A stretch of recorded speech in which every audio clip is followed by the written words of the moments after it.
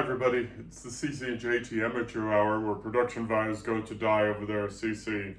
Over there is JT. And the energy levels are a little low this morning. It's just a little bit. Just a little. So if you're new to our experience, first of all, welcome to all the new subscribers. Yes. You're getting, so many of you are getting this email, this blog post, this podcast for the very first time. And so welcome.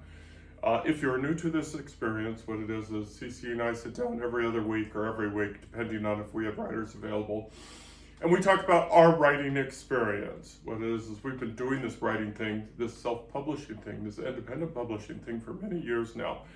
And we've learned lessons that may or may not be leading us to financial success. But we're taking baby steps. And we want to share these experiences because we really just want an excuse to drink coffee. Yes. That's it. So we want to say good morning to all of our new subscribers. Welcome. If you do not want to receive this email, there's an unsubscribe button on there. And if that doesn't work for you, just reach out to us on our website. But we also want to say good morning to all of our regular friends, our good friends, Jacci. Yep. Terry and Terry, who am I forgetting? I'm always forgetting somebody. Everybody. I'm forgetting Angela. somebody. Angela, Jennifer, Kappa and Dan. Lisa. all the good folks. And again, people that came out over the last week and bought our books and talked to us, and just talked to us. Didn't necessarily buy books. Give us opportunity to learn things. Picked up one of our little goodie bags with the keychain. And the melted chocolate. Yeah, well, probably not our brightest idea. But we did. We had fun. We're going to talk about each of the events that we did and the lessons that we learned. And I'm just going to mention right now the overriding lesson that we learned, and that's be realistic. Always be realistic. Yeah. Because if you're realistic, it might save your back.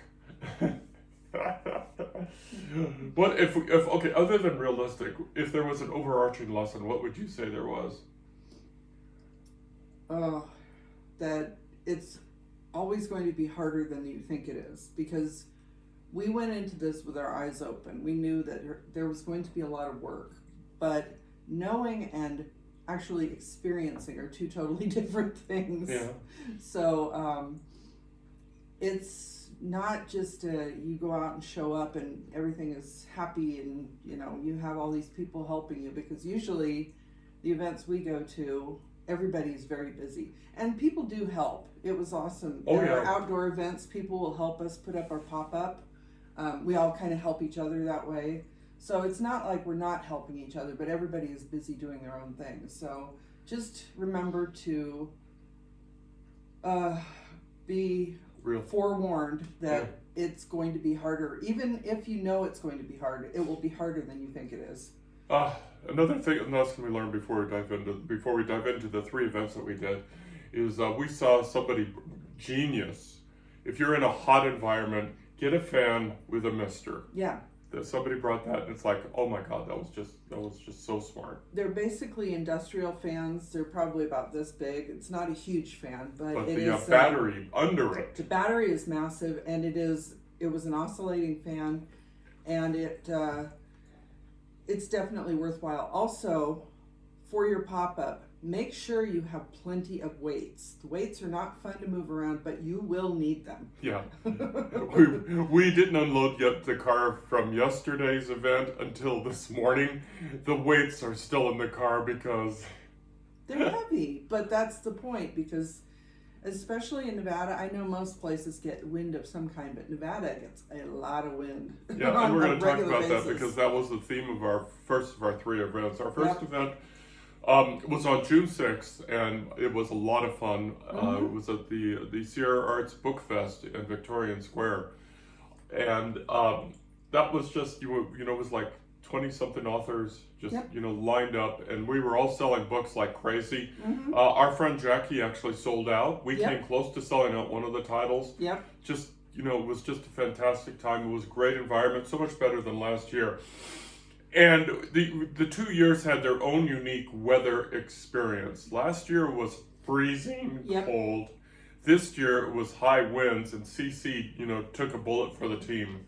she took a bullet for the team. I was inside doing a reading of a sheriff, and during the time a microburst of wind came up and just knocked everything over, including one of the bookshelves, which we don't have here. The bookshelf is over here, but basically it's a little metal shelf with, it's 3 shelves. And the way I had it set up on our table, I think we have a photograph to show what our setup looked like. So the books are on the bookshelf, and I was actually sitting next to the bookshelf, which was not my brightest idea, because we were fine, and actually it was a little breezy, but of course, when you're at an event, the tents are set up right next to each other. They're all kind of in a row. And the wind went right through. I don't know if it hit the other tent first. The other tent went flying. And then the next thing I know, I was sitting there chatting with a couple of very nice women, and the wall blew in and knocked the bookshelf over. So I got a couple of bruises, and it kept blowing so that we couldn't get anything picked up. I'm kind of standing there holding the shelf. They very kindly were like holding the tent so the tent wouldn't blow away. And one of them was actually bent down picking up all of our books off the ground. So again, people are very helpful, even if they're just stopping to chat. But that wind, and JT said that from your end, you heard. Oh, I heard it. I heard the yells and everything, and it was just, because I was in the depot gallery, and the thing was scheduled to go till 6 o'clock. We were done before 4 o'clock. Because the wind kept blowing. Kept blowing bad. And everybody had to take down their tents. So then we're sitting in the direct sunlight, and it got really hot on the asphalt.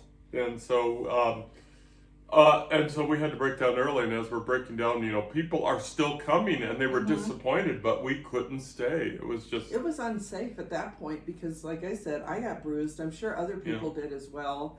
It was very hot. We were getting overheated, and we were trying our best, but we couldn't even keep, people have their bookmarks and flyers and things on the table, but we couldn't have anything out because the wind kept blowing it around. We had our bookshelf on the ground with a few books left on it, but even those were blowing around. But still, it was a great day, though. But it was better than the freezing cold, because the freezing cold, nobody came out. We also had, I think that same day, the Italian Festival was happening in downtown Reno.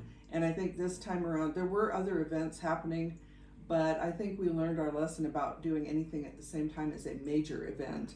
And the Sierra Arts Foundation did a great job, in the city of Sparks as well, of promoting us.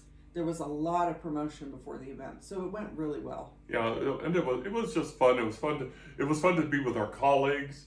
People have, several people,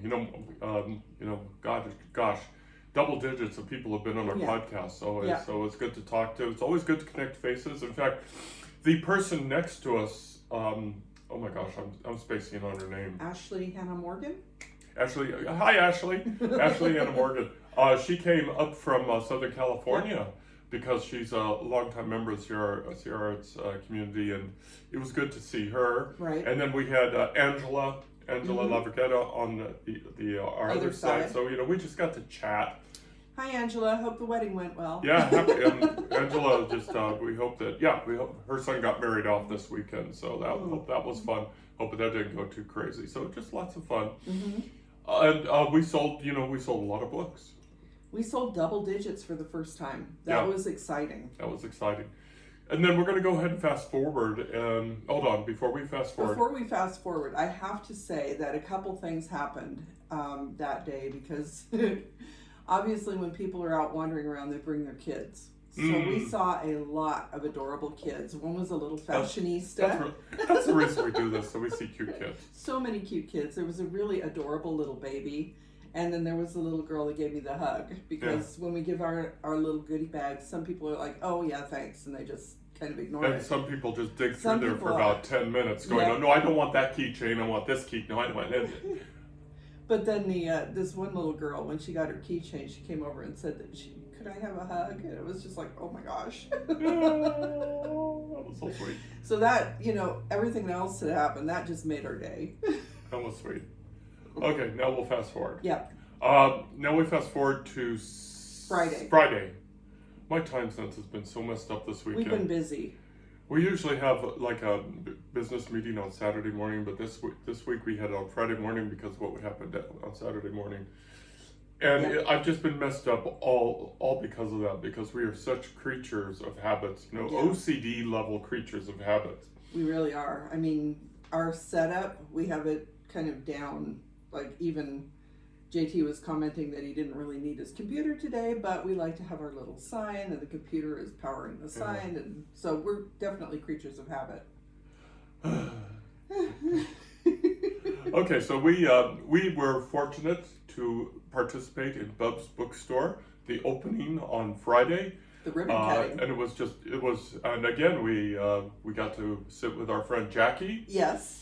And I think, and we had our own little writer's room in Bub's Bookstore, and people were coming in, which is funny. And we've told this story before, that people will go out of their way to not meet our eyes, and that's human nature. Mm-hmm. So we're sitting in this little thing here. We're sitting here on couches and chairs, comfortable, and again, we had double-digit sales, so no complaint. Mm-hmm. But against the far wall away from us are these old books, like the Reader's Digest compilations, condensed, that are clearly not for sale. Right. They're just display items.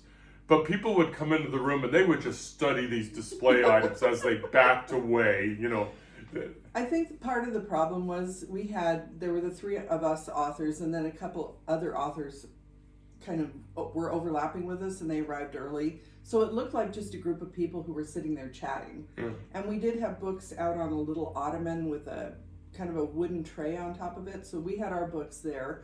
Jackie had her books around her, and then we had some books that were up on an empty shelf along the wall. But all of this was opposite what JT was describing.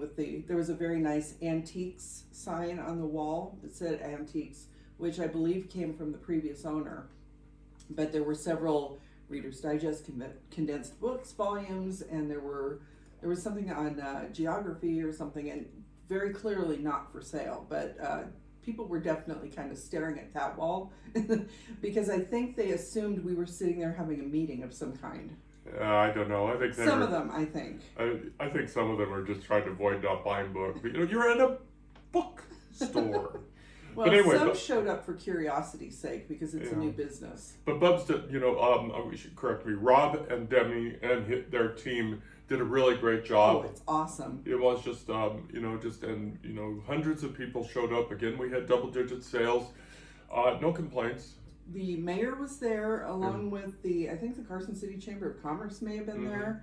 There were several local celebrity type people there, and they gave away free cookies, and we had, I think there were 3 or 4 authors at a time for an hour each. And what happened was that we were going to actually go outside for the ribbon cutting, but we got set up a little bit early, and since people were wandering around, the books just started flying off the shelf, literally. So JT went out to the ribbon cutting, and I was sitting there with Jackie selling books, and we sold a lot. Yeah. And the thing that I learned most importantly is don't fall down. Oh my gosh. Oh, yeah. Don't fall. Beforehand, we were with some old friends just talking, gabbing and everything. And so there's this little itty bitty curb about this big. And I managed to trip over. He's 6'5". Watching him fall is like a tree in the forest. It's not. I had a similar experience when I was a kid with my dad and my grandpa. They both fell. And both times, it's like it happens in slow motion and you feel like you should be able to respond. Yeah. Like I could feel myself trying to reach out to support you before you fell. But by the time I'd done that, he was on his face. Yeah. Literally. What was the overwhelming thing for you that you took from the bookstore? Oh, just expect the unexpected, I guess, because I assumed, since the grand opening is during a work day, and we have a lot of state employees in this vicinity, that not a lot of people would be there. They'd be there in the evening. So I was thinking that we signed up maybe too early. But now I'm thinking that JT was right. JT assumed that everybody would be there for the ribbon cutting. And a lot of people came out, I think maybe on their lunch hours. And there it was wild. So expect the unexpected. Yeah, and it was fun. It was a fun time, you know. It was and awesome. you know, book nerds and everything talking books, and you know, and again, as Cece said, we were in a room, you know, with 3 other writers who were trapped with us. Those poor people. And so we got to, you know, chat about, you know, writing and things like that. So it was fun. It was a good time. So if you are in Carson City, definitely stop by Bub's Bookstore. It's at 110 South Curry. It's behind McFadden Plaza, kind of around the corner a little bit. It's not too far from the state capitol, and we really need to keep them in business because it looks like they're going to be a great community gathering place because they have just places where you can sit down and chat. Yeah, they also need a ramp. They do, but it is a very old building. I think on the window it said it was an 1870s stage stop. So it's a very old historic building, which may, you know, they may need to work with the historic commission to do all that. It definitely needs to be a little bit more ADA compliant though. Yeah, it was a fun place.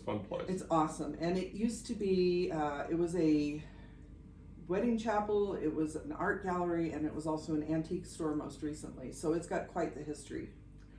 And then that takes us to yesterday. Yep. Nevada Pride, Brewery Arts Center. You know, boy. These came in so handy. Yeah. Oh boy, but yesterday was just, it was just hot. We were there from like 11. We got there before 11. Yeah, from 11 to 6:30. Yeah. And it was just hot all day. And it was just, we were just, you know, I had to take, you know, breaks because I don't do well in heat. You had to take a break or two. Lots of misters around, and we were just, you know, so we had our own little mister. Yep. We had our own little mister, and it was just very hot. But that's the downside. Everything else is up. First of all, we had the booth right in front of the stage. I mean, we were right in front of the stage, so it was like 6 acts. Does that sound about right? Yeah, I think there was one an hour, and they performed for about a half an hour, I think. Yeah, something like that. And it was a wide variety of music, Yeah. so it was fun. And there was even a little bit of burlesque. Yeah. It's like I turn around and this woman's taking her clothes off on the stage. She's like, excuse me. It was all in great fun, though. Yeah. I mean, she even pulled up people from the audience to help her out. It was amazing. Yeah, that was a fun time. And we, of course, you know, little kids again. So many cute little kids. Yeah. You know, and it's such a worthy cause to get out there. And boy, and such a complex, controversial subject too. I posted out on Facebook on a couple of groups that we were going to be participating in Nevada Pride, which, by the way, we are going to participate in all the time. That's just our nature because we support. But boy, some of the remarks, and it's like, people, you need some Jesus in your life, and using Jesus, no. The thing is that throughout the day, all I felt was an overwhelming sense of community, of love, and everybody was having a great time. Yeah, we talked to so many people. It's people from all walks of life. It's like, you cannot stereotype anybody because obviously, you know, if people see the rainbow, they think a certain type of person, but there are people that, you know, we can look very straight-laced. And then there was the opposite end of the extremes. So, you know, and little kids, and everybody was just having a good time. Everybody was friendly. So many smiles, so much dancing. Yeah. So much music. Dancing. So much dancing, and so many bubbles. Yeah. So many bubbles were so much. The booth next to us that had the misting fan also had a bubble machine. Yeah. And it was, and the bubble gun that one of the acts had, and everybody was just, it was so much fun. Yeah, and it's like, so why cut yourself off from having fun like that? And no judgment. But no, it was the musical acts were amazing. Yep. They started out with a group called Retro Radio Dolls, which, if we post the picture that I took of JT, he had the act up on the stage behind him, and they were doing things like they sang "Going to the Chapel," which was fun because the building behind them is actually the building where we got married. Yeah. And actually the picture, I'm not going to use that picture. The picture I'm going to use is the one we took at the end where somebody took pictures of us on the steps of Old St. Teresa's. You know, the same steps that we walked down 44 years ago when we got married, although they've changed a little bit, but still, it's actually a very nice picture. And we had a little bit of a kind of a reality check that the person who was taking the picture said that she only remembered it as a performance hall. So I didn't realize that a quarter of a century has passed since that has been a church, and it's like, oh my God, my aching joints. Time to schedule our colonoscopies. Oh my gosh! But for those of you in Carson City, St. Teresa's moved in 2001. It's been a quarter of a century since they moved to their new location over on the other side of the freeway, over on Lampa. Is it Lampa? I feel like Lampa's right. Yeah, they got.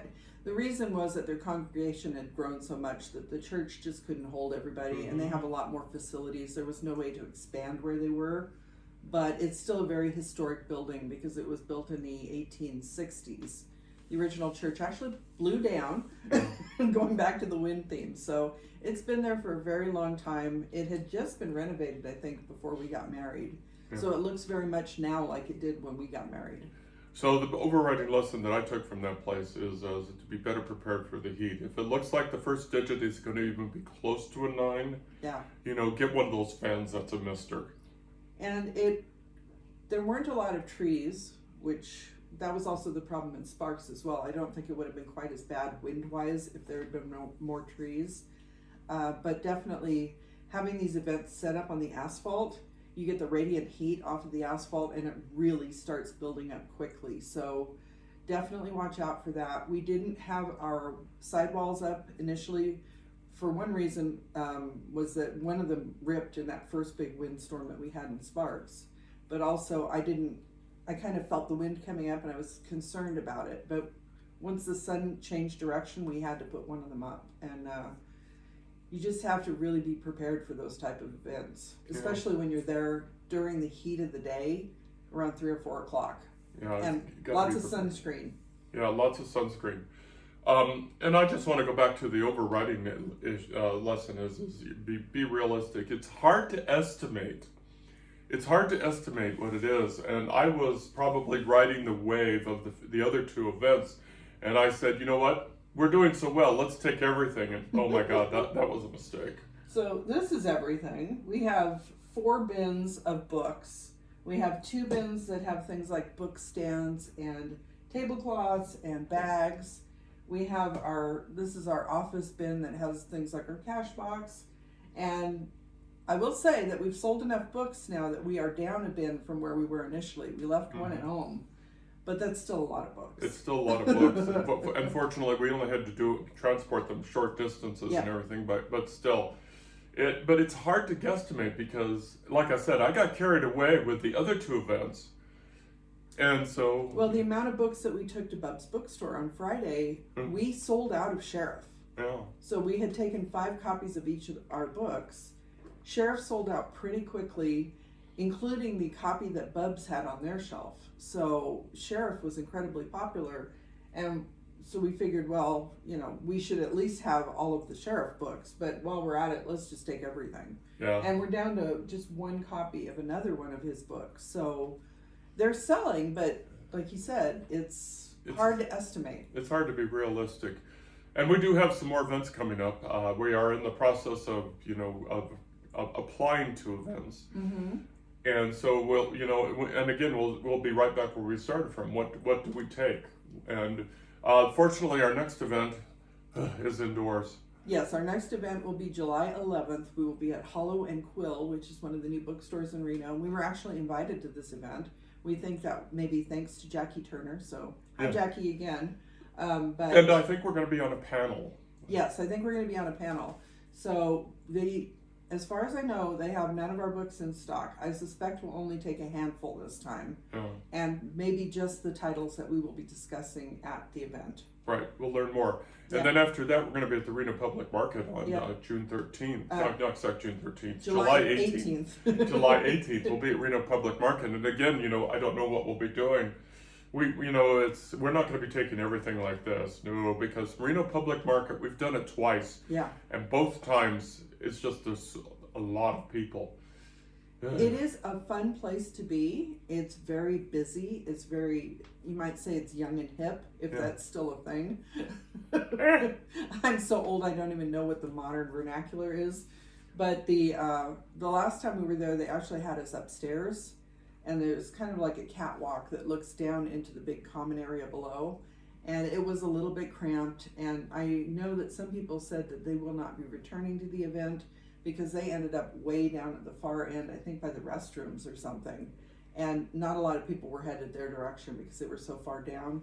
So I think it's going to balance a little bit because there will be some people who decide it's not worthwhile for them. And that's another thing to be realistic about, because you're not always going to get a prime spot at an event. Yeah.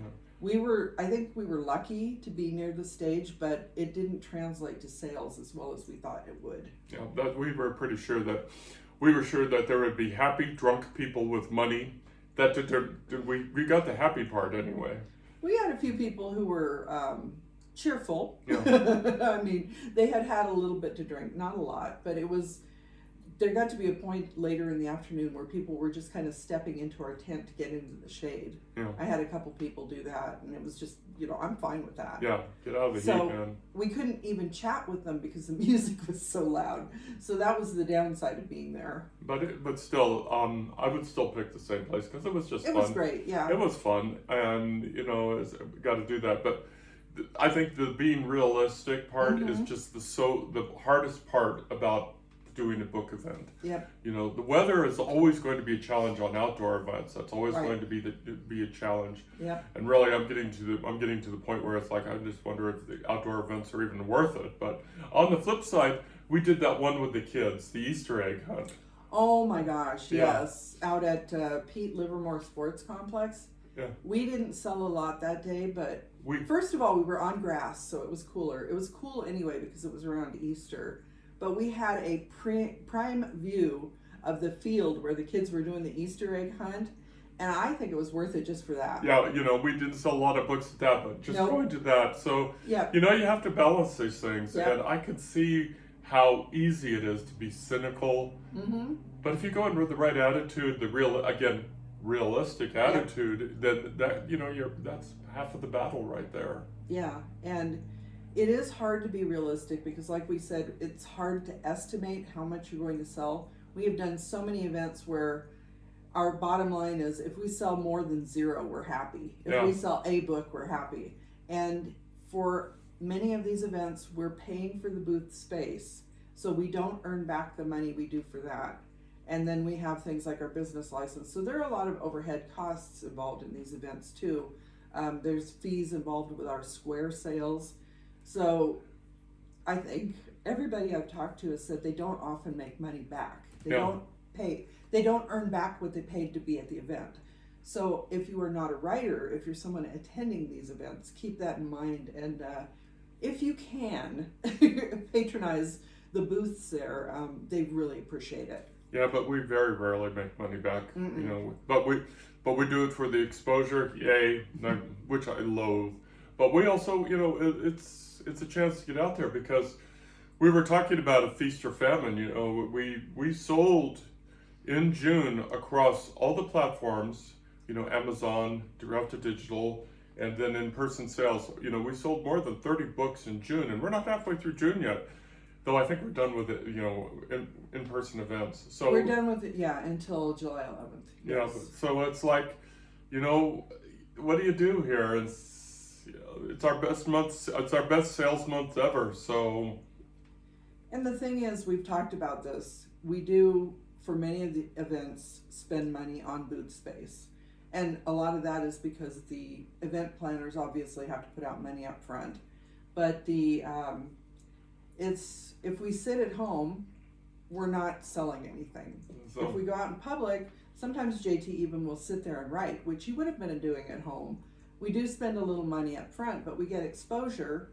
So we're trying to find the balance between expenditures and income, and we haven't found it yet, but maybe we'll get there. But right now, we're sore. Oh, I'm 4. What are your experiences? What are your thoughts? What are your ideas? ship them to us, and either reaching out to our website at carsonhume.com, and the comments section, and let us know what your thoughts are. And when we put this on Facebook, post some thoughts out there too. But, we're going to continue to do it. We're trying to do as many of the free ones as we can. We probably will temper the outdoor events a little bit, especially in the summer months. But then you have the other side where Mark Twain Days, they haven't finalized it yet, but it will be mid-October, and at that point it will probably be getting chilly again. So, what do we want to do? And we're definitely going to be rethinking Nevada Day. If we're going to, I don't know that we're doing the event we did last year, but there are multiple events for Nevada Day. So it's just, you really got to sit down and think about what you want to do. And there are people who go to big events, because I was talking to someone, I think it was Ashley, she went to the LA Times book event, and I said, well, was it worthwhile? And the booth space there is much more expensive because it's in a large convention center. There are a lot of people, and I think she said she broke even, which is good because, for a really expensive booth. And then she probably got a lot of exposure, so you can consider that part of your marketing budget if you're spending money that way anyway. So, free events versus really expensive events, you just have to pick and choose what works best for you. Yeah. Okay. Let's talk about updates real quick on our books that we're writing. Cece has a wonderful, wonderful, wonderful announcement to make. Do it. So I've been working on 2 books. The second book of my Restless Spirit series and Battleborn Bride, and I'm happy to say, Passion Restored is already out there. That's book 1. Next week, Restless Spirits book 2, Hunt Season, will be out in the world. It is available for pre-sale as an ebook right now on Amazon. I put that live yesterday, I think.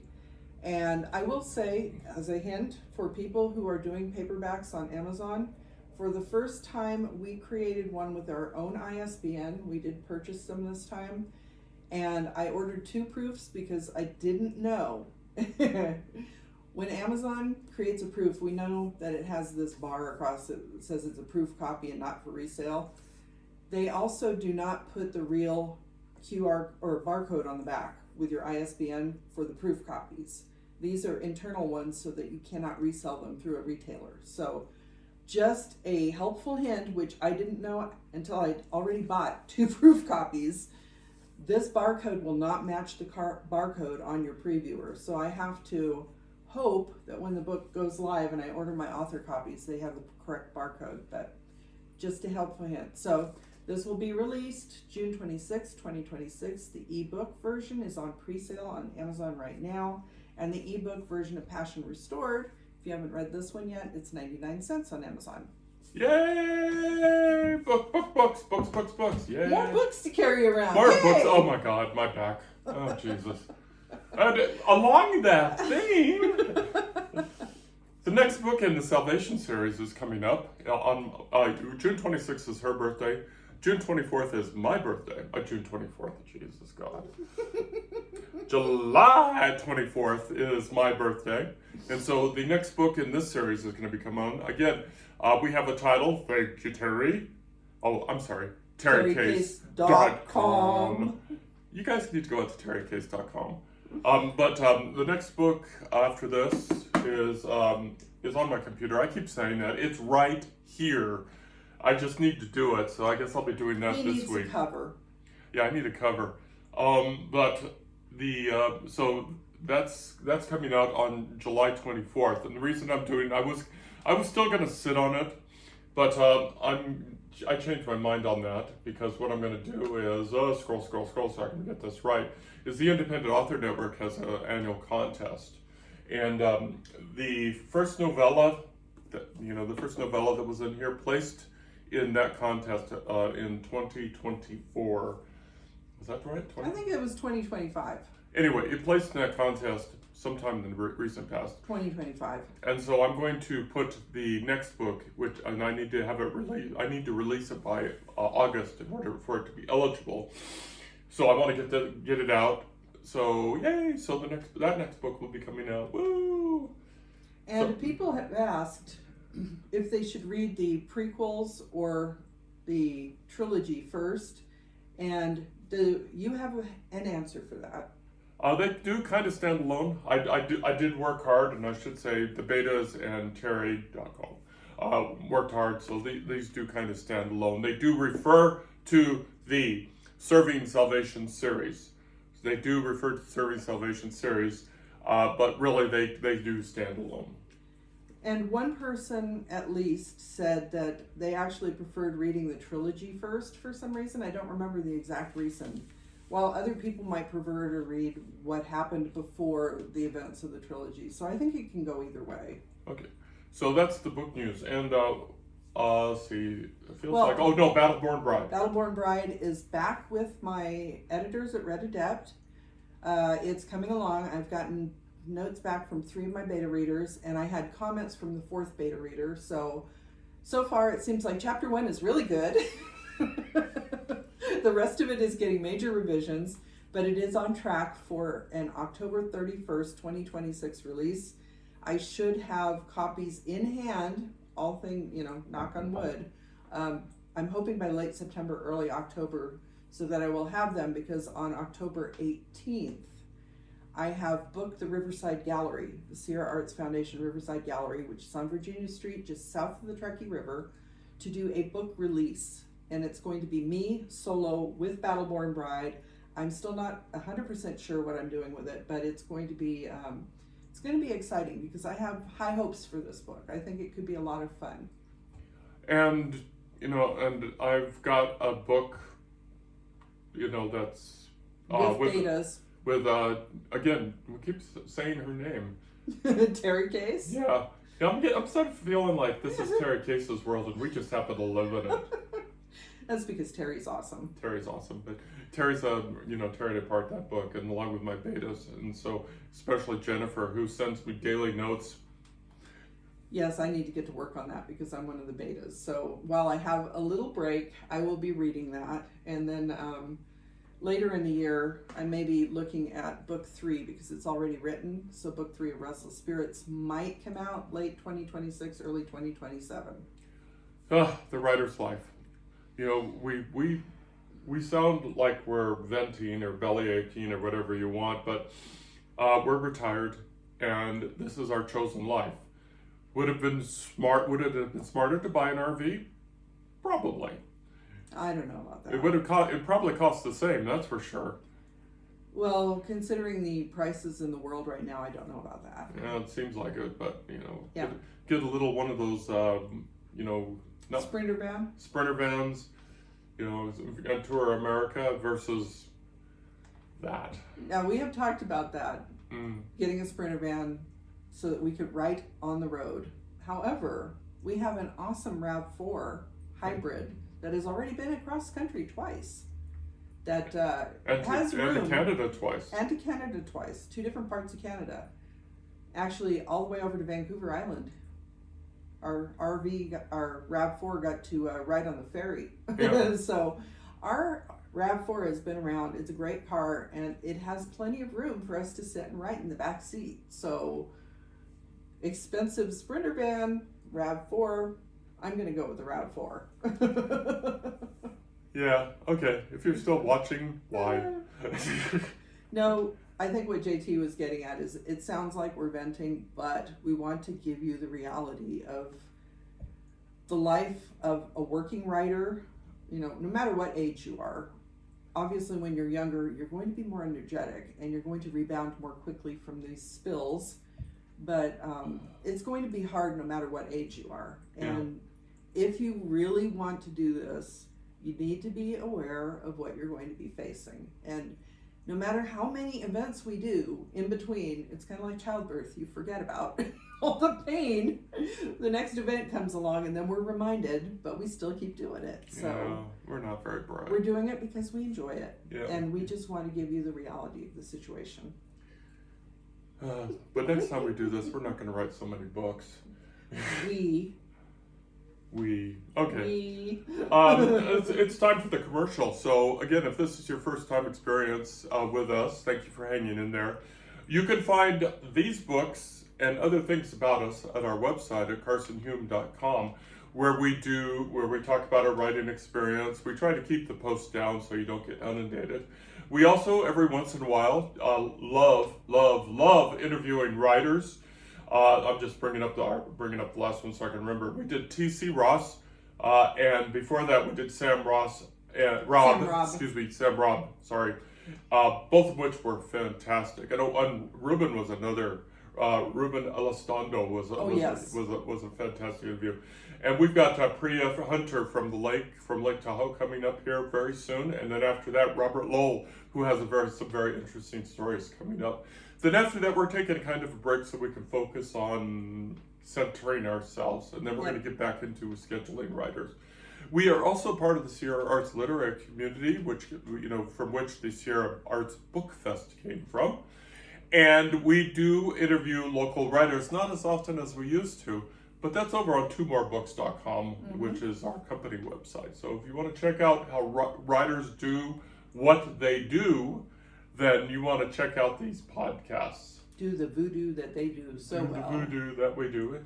And please, like I said, if you want to come out and chat with us, please do so. I'm at Comic Coffee every once in a while in the morning. You'll see a big tall guy in the corner writing along, just interrupting and say hi. I suspect he may occasionally show up at Bubba's Bookstore too. I think I plan to go over there every once in a while. I might even attempt to write over there.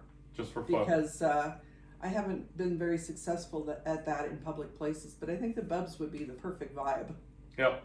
So check us all out. But until then... We should also point out that we are not sponsored by anybody. Anything that we mention is just based on our own experience, like our friends over at Jack. Yeah. And so we are not in any way sponsored anywhere. And it's our experience, and we're sharing the things that we enjoy. Okay. We're done. Okay, so sitting over there, Cece. And over there is JT. Thank you for following along. Thank you if you can stop by our booths at any of the events. Thank you, especially if you bought our books. And if you still want to buy our books, we have a bookstore. There is a link. And excuse me, one last thing. Not just for us, but for every writer. If you could please try to leave a review. It doesn't have to be more than a sentence. A star is great, but leaving a review means the world to an author, so it's greatly appreciated. Okay, we're out of here. Y'all take care. Bye. Bye now.